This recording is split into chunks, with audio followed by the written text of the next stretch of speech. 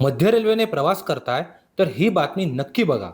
Mulund railway स्थानकात नव्या पादचारी पुलाच्या उभारणीचे काम हाती घेण्यात येत असून त्यासाठी आज अर्थात शनिवारी मध्यरात्री विशेष वाहतूक आणि पॉवर ब्लॉक घेण्यात येणार आहे.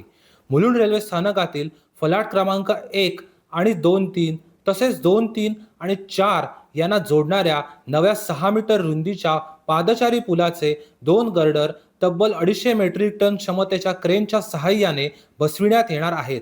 या कामासाठी रात्री 1:10 पहाटे 3:40 अप आणि डाऊन धीम्या मार्गावर विशेष वाहतूक आणि पॉवर ब्लॉक राहणार आहे.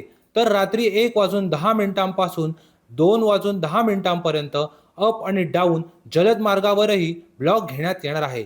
हा ब्लॉक मुलुंड ते ठाणे दरम्यान लागू असेल. दरम्यान या ब्लॉकमुळे शनिवारी रात्री 12:24 CSMTहून सुटणारी CSMT ठाणे लोकल आणि रविवारी पहाटे 4:04 ठाण्यावरून सुटणारी ठाणे CSMT लोकल रद्द करण्यात आली आहे.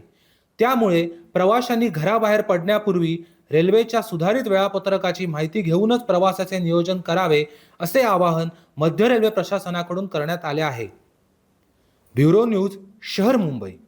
व्हिडिओ आवडला असेल तर लाईक करा, शेअर करा आणि आमच्या चॅनलला सबस्क्राईब करा. बेल आयकॉन दाबायला विसरू नका.